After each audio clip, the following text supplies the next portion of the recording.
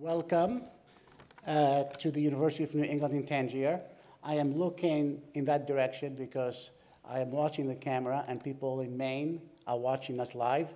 So for those of us in Maine who are watching us live, welcome to Tangier, welcome to this auditorium, welcome to the Tangier Forum for Global Studies. We promise you a great evening of ideas and discussions. Donc je vais parler un petit peu en anglais, en français. Mais puisque nous sommes une université américaine, la conférence va être en anglais, mais M. Sibony m'a promis de traduire, d'expliquer ce qu'il dit en français pour que tout le monde ici comprenne un petit peu de quoi il s'agit. Donc, je vais vous dire un petit peu en français parce que, parler un peu de l'université de New England, on est établi à Tanger, nous sommes le premier campus américain au Maroc. Maintenant, c'est exclusivement pour les étudiants américains. Ce n'est pas maintenant pour les étudiants marocains, d'autres étudiants, mais avec le temps, peut-être, on peut ouvrir les portes aux étudiants marocains, etc. Nous sommes aussi à Tanger pour plusieurs raisons. Le but, on a beaucoup travaillé sur cette scène, sur cet auditorium. On a passé les 2 derniers jours avec des techniciens qui sont venus de Casablanca, Sergio en espagnol et même des États-Unis pour faire de sorte que nous avons un auditorium avec l'audio que vous entendez maintenant et avec les lumières que vous voyez et avec la scène que vous voyez maintenant qui est en très bonne condition. J'espère que vous partagez avec moi ce même sentiment. Ça fait très longtemps, ça fait 7 ans, j'ai fondé aux États-Unis un centre qui s'appelle Center for Global Humanities. Et maintenant, le centre, il est un centre un petit peu de référence dans l'État de Maine. Il est ouvert au public. On fait des grands débats, les grandes questions de l'heure. Et maintenant, on va faire quelque chose de pareil à Tanger. C'est-à-dire, on veut établir un forum qui est gratuit, qui est ouvert à tout le monde. Et nous, on assume les responsabilités et les coûts pour inviter des professeurs et des grands écrivains comme notre invité ce soir, M. Daniel Sibony. Et donc, pour faire de sorte que Tanger redevienne la ville qu'il devrait être, ça fait très longtemps. Et donc, on est en train de tester un petit peu, c'est-à-dire on teste l'équipement, les caméras, comme j'ai dit, pour faire de sorte qu'on est prêt pour cet événement. So I was explaining to the audience that we established in Maine the Center for Global Humanities 7 years ago, and it's working very well. It has become a place of great encounters in Portland, Maine, but also beyond, because we also broadcast our events live on the internet. And we want to try to do something similar in Tangier, Morocco. Tangier is a historic city. It has played an interesting role in the world of ideas, culture, literature, and even music, not to mention art. And we want to make this forum here, the Center for the Tangier Forum for Global Studies, which we're in the process of establishing and testing, the place to have these kinds of events. In November 30th, we will be hosting Charles Dorn, who is a professor of education at Bowdoin College, who is the author of a forthcoming book on the history of higher education in the United States. And we have other events coming up in the spring. And so now I'd like to introduce our speaker. It is a tremendous pleasure for me to introduce Daniel Sibony, whom I met just recently. And then, of course, the day I met him, I think, I invited him just to come and speak. We didn't waste any time. He has a lot to say. He is the author of 40 books. The 40th book is about to come out. It's titled Questions of Being Between the Bible and Heidegger. And he also writes about the monotheistic religions and psychoanalysis, art, and of course, he has, if you go to the internet, you will see a lot of his videos, his attempt to explain, everyday gestures, everyday expressions, and their symbolic meaning. Donc, c'est un très grand plaisir, moi, de vous présenter Daniel Sibony, que je viens de rencontrer et qu'on est devenu très rapidement de bons amis. Il est Il est quelqu'un il est auteur de 40 livres. Son 40e livre il va sortir très prochainement, qui s'appelle Question d'être, entre Bible et Heidegger. Il est aussi l'auteur d'autres livres sur la religion et surtout les grands thèmes du monothéisme, comme par exemple Le Grand Malentendu, Islam, Israël, Occident. Il y a d'autres livres aussi qui traitent de l'art, de la psychanalyse, etc., etc., etc. Ce qui est très intéressant, bien sûr, Daniel Sibony, il parle l'arabe, il parle l'hébreu, il parle l'anglais, il parle français. Il est un de ces Français qui parle plusieurs langues. Il est né à Marrakech. Il est juif, mais aussi marocain. Il est parti à Paris. Il a immigré à Paris à l'âge de 13 ans. Il a fait des études de mathématiques, licence puis doctorat d'État. Il est devenu assistant mathématique à l'Université de Paris à l'âge de 21 ans, puis maître de conférences à l'âge de 25 ans. Il est devenu professeur dans cette université jusqu'en 2000, y animant, outre ses cours, toutes sortes de séminaires et d'expériences originales. Entre-temps, il a fait des études de philosophie, il a obtenu son licence, puis doctorat d'État en 1985, avec entre autres au jury Lévinas, Desanti, Atlan, Michel de Certeau. Il est devenu psychanalyste à l'âge de 32 ans, après une formation avec Lacan et son école. Donc, la collaboration qu'il a eue avec Lacan fut très personnelle. Lacan a assisté plusieurs années au séminaire de Daniel Sibony à Vincent, sur topologie et interprétation de rêves, etc., etc. So what I'm trying to say, that our speaker tonight, he was born in Marrakesh, he's Moroccan, he speaks Arabic, Hebrew, French, and English, which is not typical of many of his compatriots in France. And he immigrated to France at the age of 13, and he quickly distinguished himself in the field of mathematics. At the age of 21, he obtained his doctorate, his PhD, and he started teaching mathematics. And then he went for another doctorate in philosophy, and he obtained it in 1985. And of course, he then became a psychoanalyst. So he worked very closely with probably France's most distinguished, most famous, most influential psychoanalyst, Jacques Lacan. And so to have him here tonight with us is a tremendous privilege, and I hope you help me in welcoming him to the stage.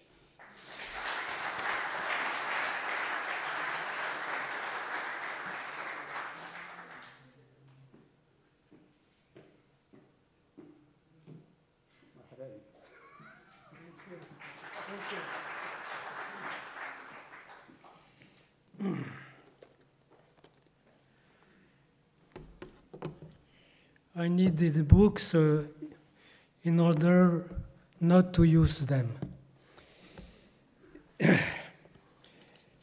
Well, thanks a lot to Anwar for this invitation.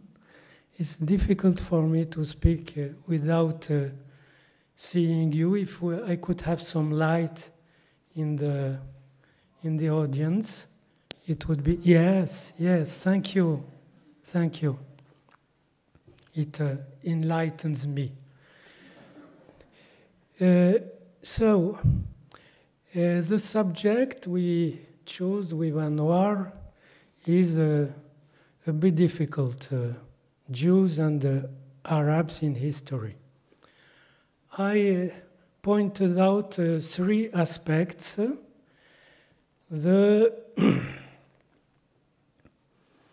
Middle East conflict, the stay of Jews in Arab world during 13 centuries, almost 14 centuries, and their massive departure, as you know. And the other point was about the origins, namely the relations of the Quran to the Jews. I love, of course, the Bible, the Gospel, and I like to read the Quran because It's a very deeply interesting structure related to the problem of the other, as I will try to enlighten it for you.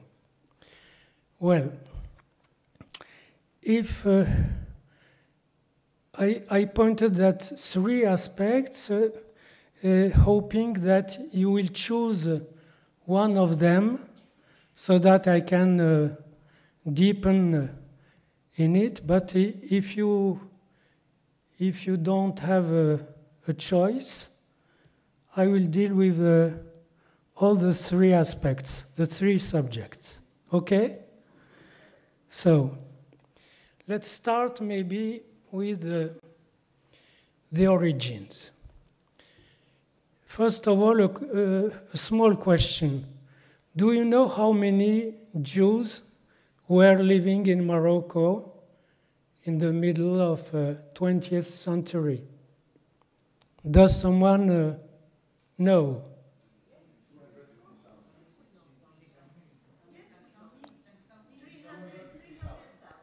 No more than 300.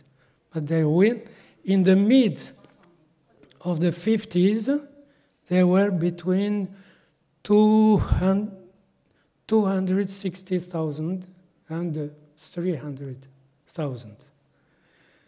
And now there are maybe 2,000 or 3,000 in Casablanca and some ones in Marrakesh and Tangier. It means that almost all of them went away, despite the fact that there has been nobody threw them out, except in Egypt or in Iraq or in other countries. But in Morocco, they have not been thrown out. They went. It's a mystery. It's interesting. And maybe I say it in French. You prefer? Sometimes I translate in French. Donc je veux parler des 3 aspects que j'ai évoqués dans le titre, les rapports du Coran et des Juifs et les rapports juifs-arabes dans les origines, le séjour des Juifs dans le monde arabe pendant 13 siècles, et peut-être pour finir, la question actuelle avec le Proche-Orient. Et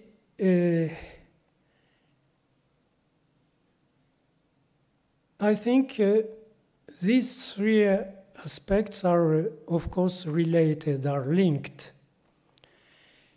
Let's begin with the relations of the Quran and the Jews.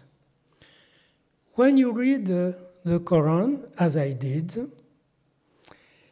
you see that he rewrites a lot of biblical stories about Abraham, about Isaac, about Jacob, about Joseph, about Moses, about Pharaoh.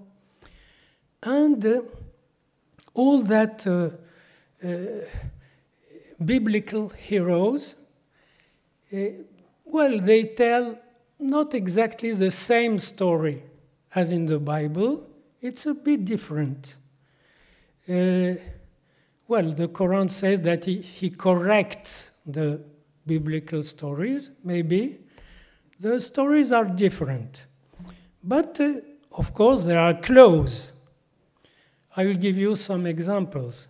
But all that biblical heroes, they say, in Arabic, they say something that people who does not know Arabic cannot understand. When you read French or English or Spanish translation, you see that Abraham is submitted to God. Of course he is submitted to God. And Jacob, whose name in the Bible is Israel, is submitted to God also. And Joseph is submitted to God. Moses is submitted to God. But if you read it in Arabic, you read that they were Muslim. It's interesting. For instance, I will not quote the aggressive verses of Quran about the Jews. For instance, I quote one verse about Abraham. He says, يا أهل الكتاب لما تحجون في إبراهيم وما أنزلت التوراة والإنجيل إلا من بعده أفلا تعقلون. O people of the book, which means Christians and Jews. What?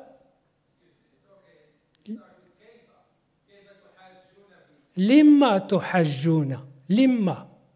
Why are you fighting about Abraham?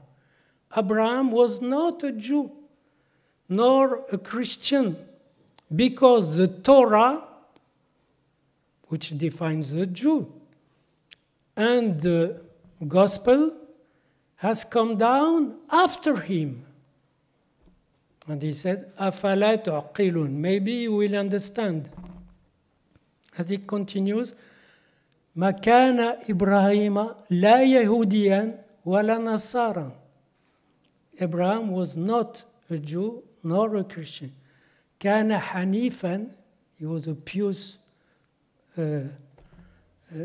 man. كان حنيفا مسلما. He was a Muslim. So this means that the former heroes of the Bible, in the Quran, they are Muslims. Well, it seems natural, but oui, mais Muslim, of course, Muslim means pacified, submitted, renouncing also, tselem, but it means also pertaining to the Ummah. It means also one of the set of all Muslims, that is, of the followers of Muhammad. Why is it important? Because one of the consequences is that those who are not Muslim among the descendants of the Jews are kafirin, that is, are traitors to their ancestors. This builds a kind of, let's say, negative feelings about the Jews in the Quran. Of course, modern Muslims very often does not need that kind of aggressivity. They do not need animosity against Jews. But this kind of animosity has been strongly formulated in the Quran on the basis of the fact also that all the biblical histories in the Quran are rewritten in a way which is,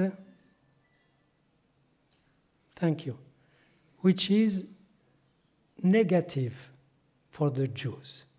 For instance, the episode of the Bible where the Jews, after their liberation from Egypt and Pharaoh, when they make the idol, le veau d'or, the golden veil, so they practice idolatry. In the Bible, Moses is very angry against them, and he makes a massacre, and after he asks from God forgiveness, to forgive them. And God was also very angry against the Jews. And after he says, okay, I forgive. But when I will remember, I will remember. In the Quran, the same, and Moses follows 40 years more with his people. In the Quran, Moses says to God, please, let us free from that perverse people. So in the Quran, God and Moses reject the Hebrew for their practicing idolatry. It's an example of the differences, which means that in the Quran, the image of the Jews is, I can say, mainly negative. They can be forgiven if they convert. If not, they are treated as inferior people, and there is a certain kind of despise for them. Of course, one can say that it's almost the same as in the Christian world. The Jews were also persecuted in Christian world, but there is not in the New Testament a strong appeal to consider them as cursed by God. There is no precise curse against Jewish in the New Testament. And in the Quran, there is a lot of curse and despise toward the Jews. And of course, as a psychoanalyst, I had to understand this. Why that kind of aggressiveness? I built a theory many years ago in my book, The Three Monotheisms. I built a theory that if you take some content from the book of the other, in order to protect that content, you have to be, in a certain way, greatly aggressive with him. This is what I call in French the complexe du second premier. I will explain it. Maybe I say in French some words. You need that? Yes, ouais. Donc je disais que dans le Coran, les épisodes bibliques sont racontés et retravaillés de manière à ce que les Juifs s'en sortent très, très diminués, avec une image très négative. Et j'ai pris l'exemple de l'épisode où ils ont fait le veau d'or. Et dans la Bible, Moïse est furieux contre eux, Dieu est furieux contre eux, et Moïse fait un massacre, et après, il demande à Dieu de leur pardonner. Et c'est intéressant parce que Moïse dit cette chose-là à son Dieu dans la Bible. Il lui dit, si tu ne leur pardonnes pas, I didn't say it in English, if you don't forgive to them, Moses tells that to God, if you don't forgive them, erase me from the book that you are writing. Si tu ne leur pardonnes pas, efface-moi du livre que tu as écrit.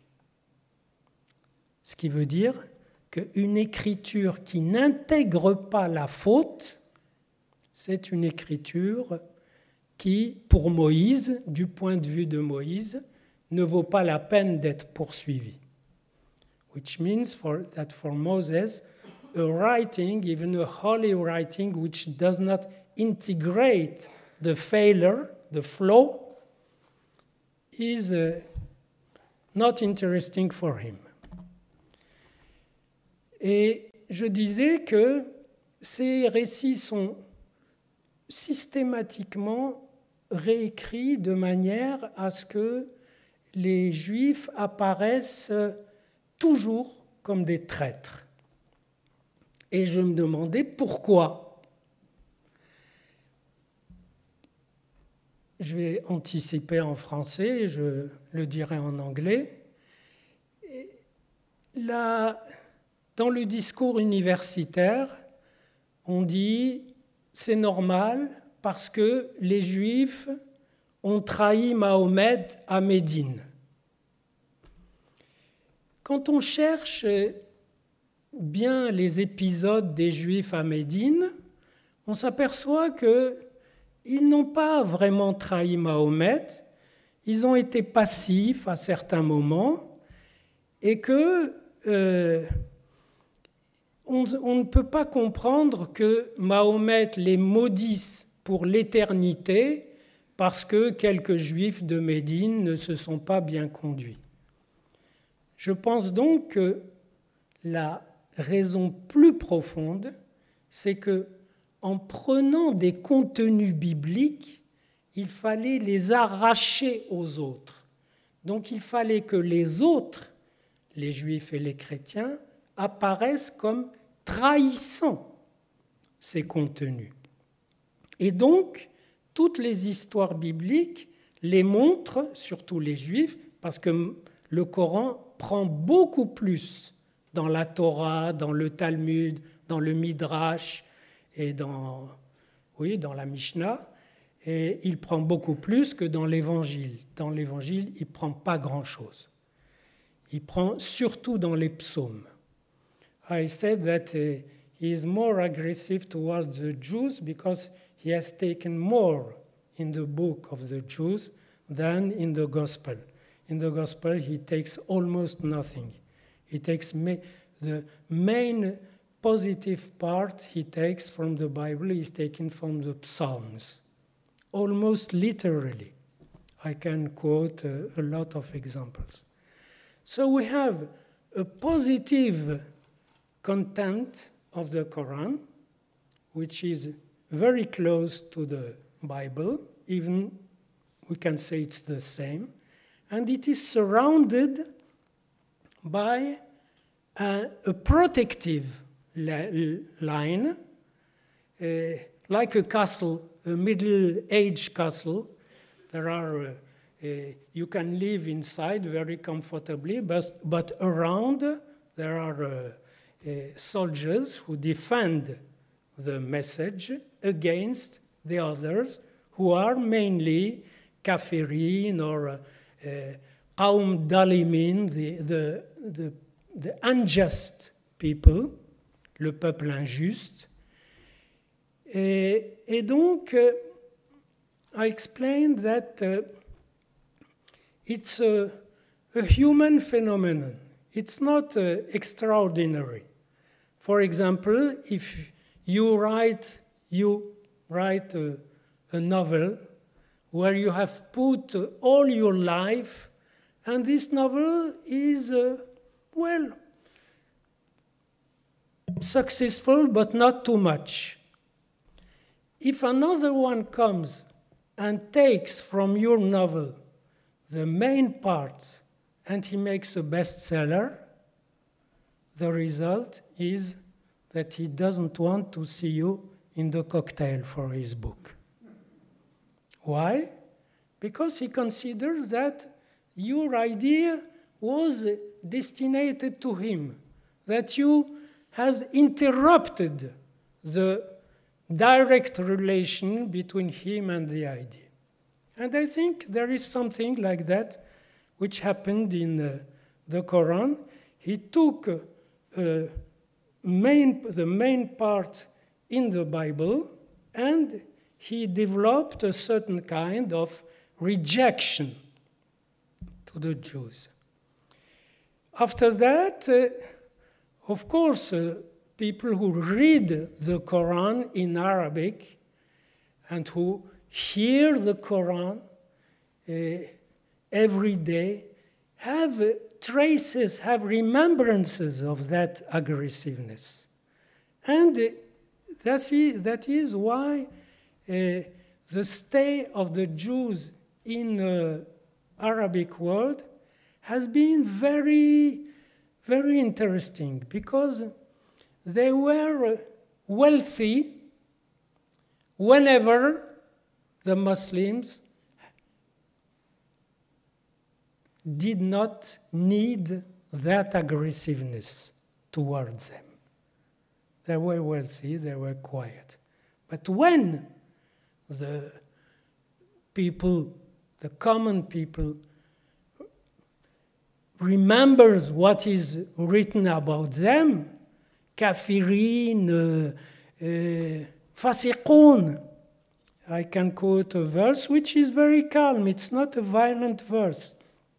When he says, to the Muslims, kuntum khayra ummati ukhrijat lil nasi. You are the best community that appeared for the humanity. تَأْمُرُونَ بِالْمَعْرُوفِ وَتَنْهُونَ عَنِ الْمُنْكَرِ. You say what is good, you reject what is bad. وَلَوْ آمَنَ أَهْلُ الْكِتَابِ. If the people of the book were believers, لَكَانَ خَيْرًا لَهُمْ. It would be good for them. مِنْهُمْ الْمُؤْمِنِينَ وَأَكْتَرُهُمْ الْفَاسِقُونَ. There are believers among them, but most of them are perverse. I translate in French. C'est un verset qui n'est pas très agressif, qui est très calme. Il dit aux musulmans, vous êtes la meilleure communauté, vous dites le bien, vous rejetez le mal.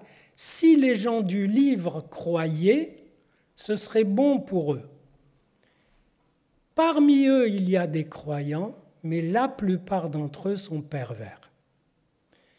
Et ça, le peuple, il retient ça, et quand il se rappelle, et je disais que les Juifs dans les pays arabes étaient tranquilles quand la foule n'avait pas besoin d'exprimer ce rapport originel à l'autre. Et quand elle avait besoin, alors les Juifs étaient persécutés, il y avait des massacres, il y avait aussi l'extorsion, et il faut que je vous explique le système de la dîma. I have to explain the dîma system, which is very interesting, which has been invented by the Jews of Khaybar. The Jews of Khaybar were defeated, and given that the former tribe, which was the Qurayza, had been, all the men had been beheaded, they asked from Muhammad to make a deal. And they said to him, you can make us work for you, you can tax our work, but let us live, let us alive. And this system has been developed as a protection system to protect the Jews and also the Christians, but let's speak only about Jews. This system has protected Jews. From whom? Donc le système de la dîma a protégé les Juifs moyennant un impôt. Of course, they paid for this protection. And usually they paid very heavy taxes till the beginning of the 19th century. But they had to protect them from whom? De qui il fallait les protéger? Ben justement, de la foule, du peuple. Savez pourquoi? Parce que le peuple, il est très connecté avec le texte fondamental qui est très violent sur les Juifs. Donc, et on a des témoignages pendant le Moyen-Âge, au XVIe, XVIIe, XIXe siècle, dans tous les siècles et dans tous les pays, il peut y avoir une explosion de la foule contre les Juifs, mais, et c'est là qu'il y a un système subtil, c'est que le souverain, il peut combiner, il peut lâcher la foule s'il veut augmenter les taxes. Et donc, il y a une subtile combinaison entre les impôts et la protection. So there are four actors: the Muslim sovereign, the Muslim mob, the leaders of the Jewish community, and the Jewish community. And I studied the intrication of these 6 relations, which are very interesting. But mainly, the sovereign, when he needs money, he leaves the mob attacking or violating and doing harm, heavy harm to the Jews. And when they pay a little more, he stops. And it depends, of course, it depends of the mental state of the mob. If the mob is not very aggressive, if it's quiet, it can be very peaceful. But I remember when I was in Marrakesh, my parents, my grandparents reported me a lot of situations where they were, for instance, at the eve of the Jewish fest, the Sultan or the Pasha sent someone and wants more gold or more silver, and they had to suffer a lot in order to collect that amount if they wanted that the feast, Pesach or Sukkot or another feast, or Kippur, be peaceful. If not, they are invaded. Even my uncle reported me that a friend of him in the souk of Marrakesh said to an important Muslim, I say it in Arabic, Aywa Sidi, I'm tabritu tkhlu alina. Because she was preparing the marriage of the wedding of her daughter, and she asked him, when are you erupting in our quarter? Because she didn't want to spoil her money in the wedding if there was an invasion. Comment?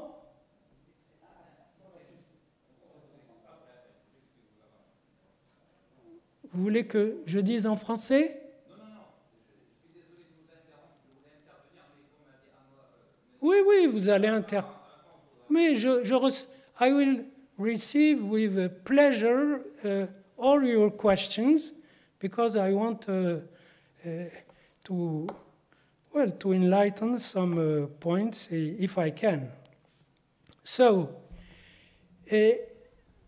all that Jews in Arab countries has left. And this is the question, why? Of course, the doxa says that it is because of Israel. I think also that it is because of Israel, but not exactly in the sense, the common sense that is used, that is evoked. I think that when Israel began in 48, the image of the Jew in Arab world, which was a traditional image, that is of someone, unless he is very rich and wealthy, and he lives in the other parts of the city, but it is a very bad image, the image of someone who is impotent, who is humiliated, who you can insult him without any consequence. So this image was very negative from the beginning.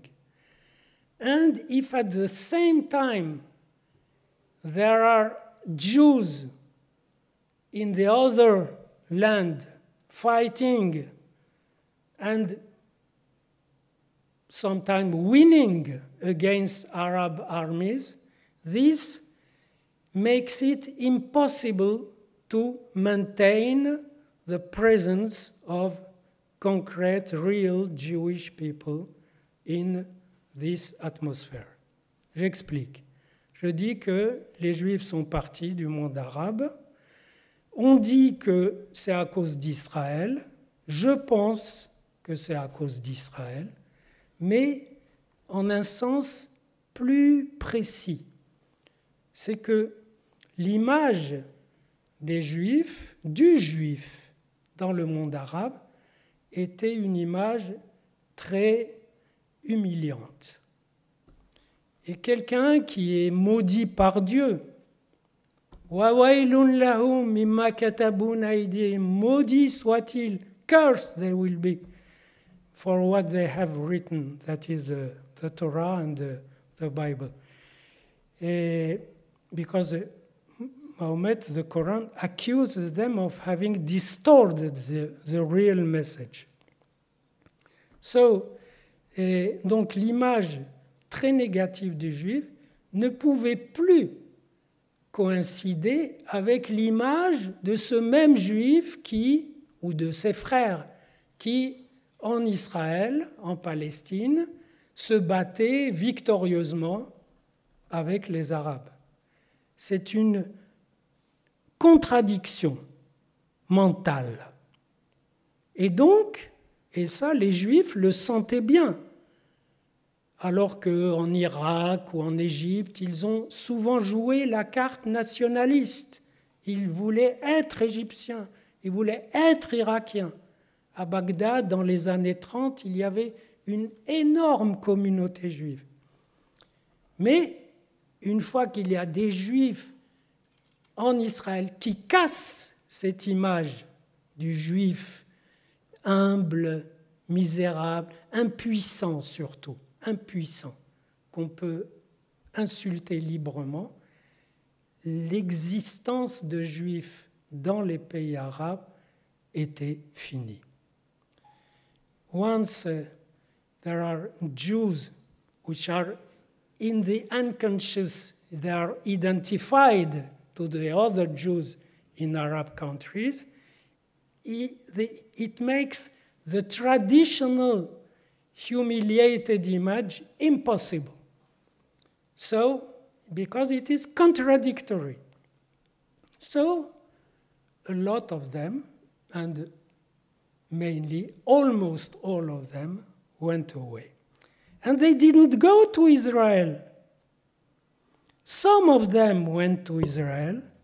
A lot of them went to France. A lot went to America. So, of course, for the poorest ones, it was easier to go to Israel, but they were not primarily, mainly Zionists. I remember in Marrakesh, when I was young, there were Zionist agents, and my father and my family and a lot of friends refused to send their children to Israel. Why? Because they said that in Israel they will be in a low level taken in low level, humiliated by the Jews coming from Europe. So it was very complex, intricate. But to come back to our subject, Jews in Arab world, I think that the main reason for what they lived was that it was the traditional image was unsustainable.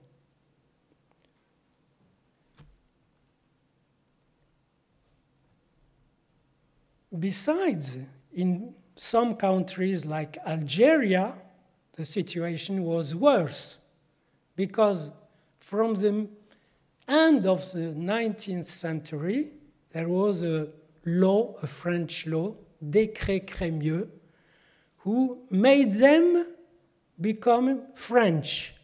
So the Algerian Jews were French. And this has deepened the flow, the failure between Jews and Arabs. Of course, modernity has made it worse for the relations between Arab and Jews because Jews has modernized sooner than the others and were considered as agents of the enemy, agents of Europe, of Western world. But this appears only in the mid of the 19th century. In the 18th and the beginning of 19th and till the 7th century, the situation was different. Jewish were not at all modern. They were like the other people. And they had suffered from what I call the original despise for the people of the book who has not joined the Muslim world, who has not converted, who has not accepted the message of the prophet Mahomet. Donc, je disais que pour moi, la raison principale de leur départ, ce n'était pas vraiment la modernité, encore qu'elle ait agi. Ce n'était pas Israël au sens qu'on a dit, au sens d'un pays européen qui surgit au Proche-Orient, mais au sens où, donc, ce mépris initial s'est poursuivi jusqu'au moment où il ne pouvait plus fonctionner. Et la Dima n'a plus pu fonctionner. Alors, comme toujours dans les situations humaines, c'est très complexe parce que maintenant, il peut y avoir pour des Arabes des raisons pour en vouloir aux Juifs. Of course, human situations are very complex. Now there could be reasons. They can say, for instance, they took an Arab land, they took an Islamic land. They have to give it back to the Palestinians. But I'm not sure that the workers in Casablanca or the sheikh in Arabia are so much interested by the West Bank return to the Palestinians. I'm not sure. Of course, there will be a discussion between Israelis and Palestinians about land, about sovereignty, about a lot of problems. But I think that the real problem for me, in order to cure that kind of aggressiveness, is to help people to not be in need of hatred. When people are in need of hatred, they cannot help themselves from being aggressive.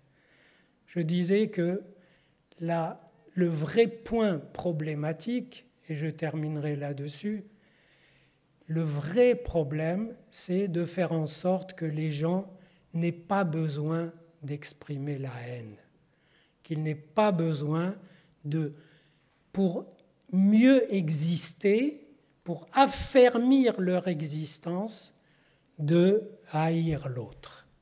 C'est-à-dire, finalement, c'est la vie qui va triompher. Ça veut dire que si vous pouvez vivre sans avoir besoin de haïr l'autre pour être sûr de votre valeur, alors le chemin de la paix est ouvert, même s'il est long. I was saying that when people don't need to be in aggressiveness with the other in order to strengthen their own identity, I think the path for the dialogues, for discussion is open, although it will be a long way to conclude. I think there is no conclusion. This is a path of existence with the struggles, the normal struggles for life, or normal struggles or rivalry. But the main problem is it possible to get rid from an original despise of the other? La question majeure, c'est est-ce qu'on peut se libérer d'un mépris originel pour l'autre quand on a eu besoin de ce mépris pour affirmer sa propre identité. Merci.